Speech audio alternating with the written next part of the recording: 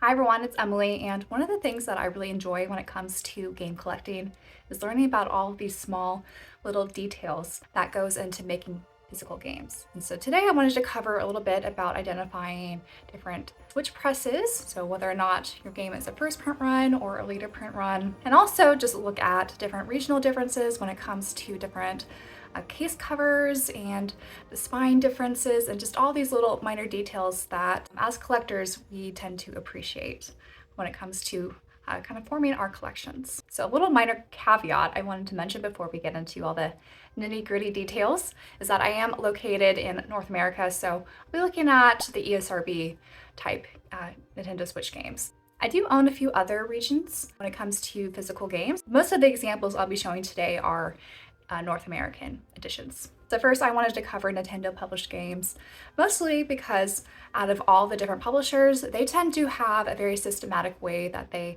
make their game cases. So you can't identify a Nintendo published game just looking at the spine and seeing the Nintendo stamp placed on the bottom. So I have this big old stack here of Nintendo published games that I'll be going through and kind of sharing first how you can identify if your game is a first print run or a later print. So for most of these games, I picked them up on sales well after their initial release date.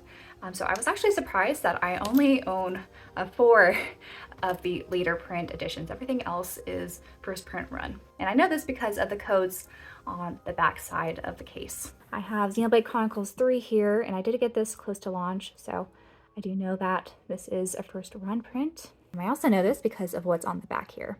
So if you check out the barcode, these 5 zeros are the first kind of identifying factor. And this is actually identical to how to identify a first print run 3DS game. Because it has a 0 at the end here, that indicates that this is a first print. And then above that barcode, we have this code that ends with an letter, and the A signifies that this is also a first print run game. Now these are 4 titles that are later print run games, so I'll go through them individually. First with Xenoblade Chronicles 2, Torn of the Golden Country. You know that it is a second print run because if we check out the number above the barcode, it ends with an 1, and then the code right above that ends with a B. And then for Octopath Traveler, this also ends with a 1 above the barcode and a B, so this is a second print run. And then Zelda Breath of the Wild is also a second print run for the same reasons. The only oddity in my collection is Super Mario Odyssey, which is actually a third print run because it ends with a 2 and has the letter C there. So I don't know how far out Nintendo does these games with their different print run releases, but this is the most different one I have.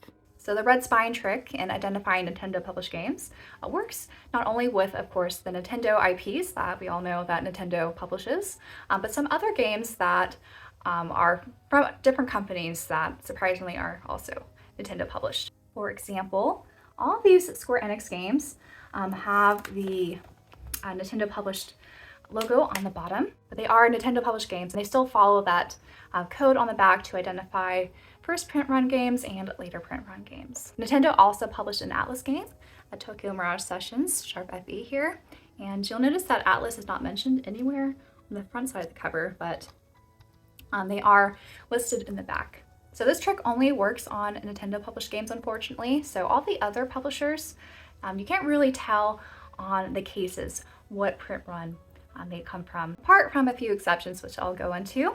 The first being NIS America. So NIS America is known to do very limited print runs for a lot of their games and have them go out of stock and out of print for long periods of time, and occasionally reprinting some of their games. So one of the games that I have is Ys 8. And the first print run of this game included some bonus items, I think an explorer's map, along with some other things that was not included in the later print run game. So there's not a barcode you could go off to identify if this is one of the first print games or not, but they did actually change the front cover.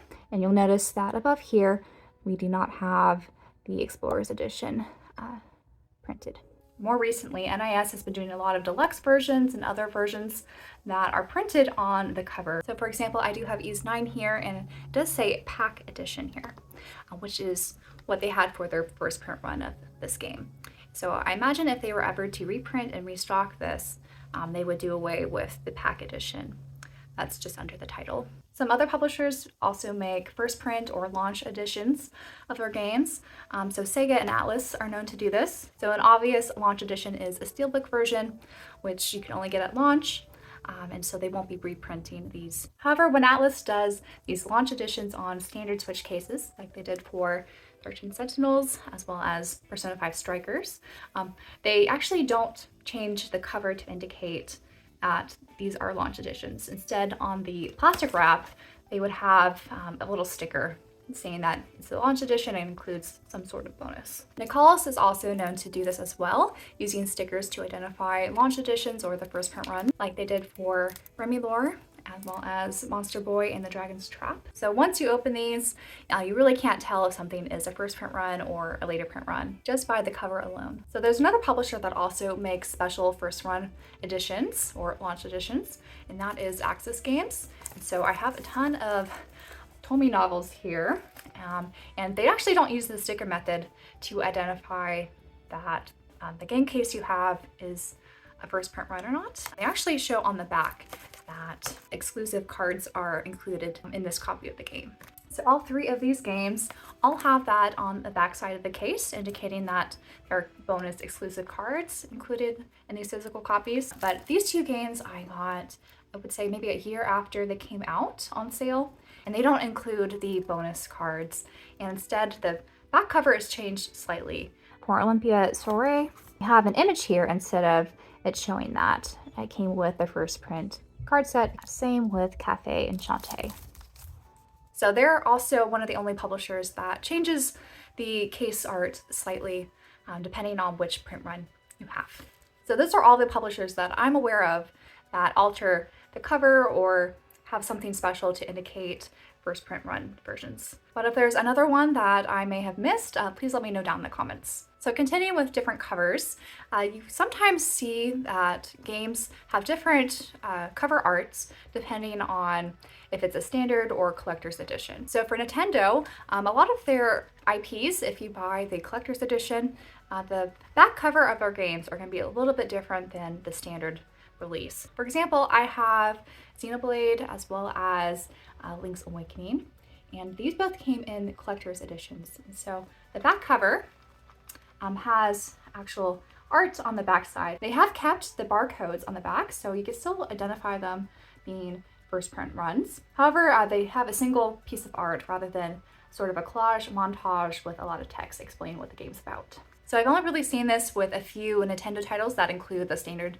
cases inside their editions. But there are some indie titles that are published through some of those limited print companies where they release different cover art for the standard and collector's edition. One company that I know does this is Special Reserve Games. They've done this with most of their titles, having a special art for the standard edition and then art for their Special Reserve edition. I'm sure there are a few other companies that do this as well, but I don't see it happening quite as often. Instead, you're seeing a lot of differences when it comes to the limited print company editions and retail editions. For example, I have Ys Origins here, and this is the Best Buy variant that was distributed through Limited Run Games. And Limited Run Games also had their own variant cover, as well as Strictly Limited Games had an additional print cover. So we've been seeing this more, especially with the more popular titles, that the limited print companies do not have exclusive rights for their titles, or they also partner with Best Buy.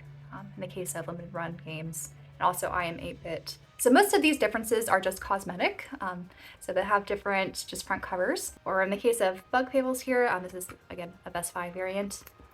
They'll still have interior art as well as some sort of booklet. And the card itself is usually the same unless there's a major update since these physical releases were published. And really you don't know this unless it's been explicitly stated somewhere on the sale pages for these games, and or once you insert the card into your Switch, you'll know if it comes with these updates or not. And so this leads me to different regional editions.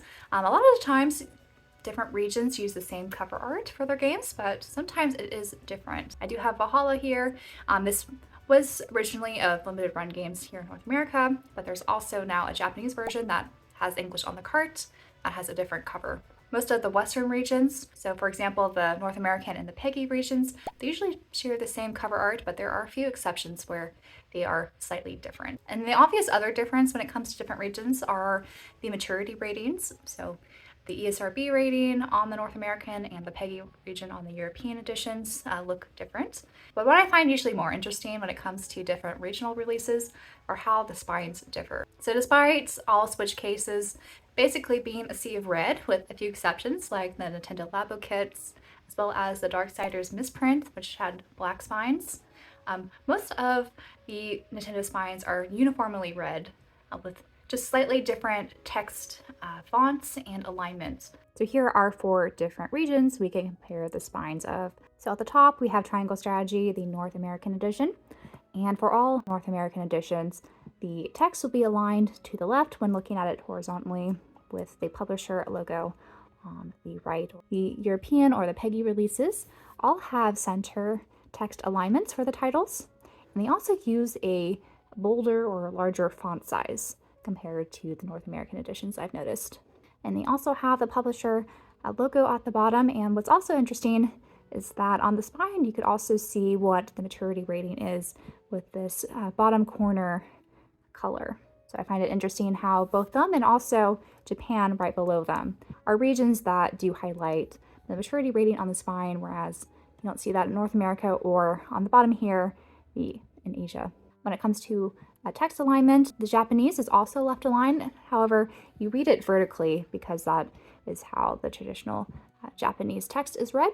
But also the Asian releases, like the one we have here on the bottom, are also left aligned, just with slightly different text font, and it's a little bit smaller than I would say all of them here.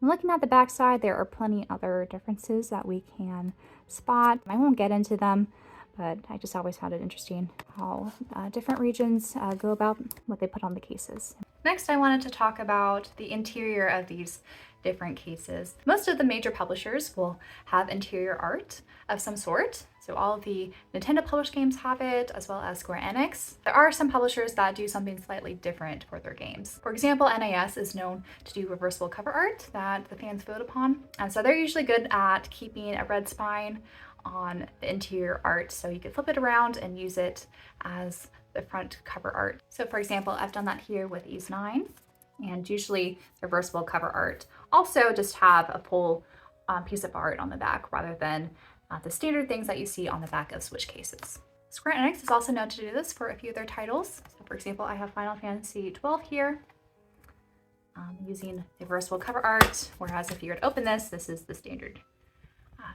cover for North America. Unfortunately, I've noticed that a lot of Western publishers don't really put as much extra detail when it comes to the interior art or the ability of allowing for a reversible cover art option.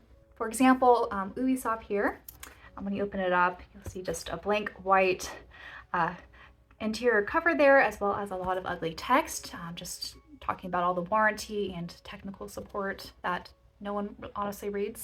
Same thing with CG Project Red for The Witcher 3. It's all just a lot of ugly text. This is not just a problem with Western publishers, of course. A lot of Japanese publishers do the same thing. For example, I have Monster Hunter Rise by Capcom, and they just have a blank inside with some text. Spike Chunsoft also just has blank cover with some text. And then Atlas sometimes has interior artwork, or sometimes they don't, like with Persona 5 Strikers here. And finally, I just wanted to quickly talk about game carts and how they do change depending on different release prints and whatnot. So I did mention when I was talking about indie releases and how they sometimes get retail releases down the line that have updated carts with extra DLC or just updates in general. So you could also get this with later print run games, I've noticed. So sometimes the later print releases will also have updated game carts, so you really can't identify this easily unless you cross compare the game carts. I know some people who would like physical preservation do try to go for the updated game carts on their games. So this is something that you may want to consider when choosing between first print runs or later print run versions. And it's also important to note that later print runs does not necessarily mean you'll have an updated cart. And this also goes in the opposite direction. So if you have a so-called first print run game, you might also have an updated cart. For example, I have Xenoblade Chronicles 2 here, and the barcode on the back tells me that this is a first print run game because of the 0 and the A. However, when I compared my copy of this game that I got a couple months ago during a restock sale with my brother's copy, and he got it a little bit closer to launch, I did notice that this code on the back of my game cart was different and more updated compared to his. Check out Xenoblade Chronicles 2 here. I have the cart that came in my recent copy. What you want to look at is the second code there. So under the HAC-008,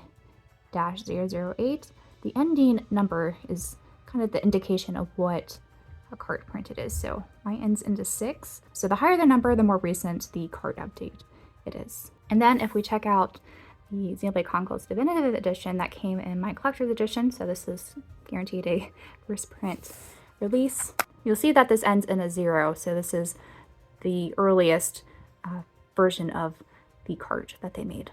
So as I mentioned, the updated cart does not necessarily correlate with the updated print release. So if you look at this pretty recently printed Super Mario Odyssey copy I have, if we zoom in on the code on the back, you see that it ends in a 3.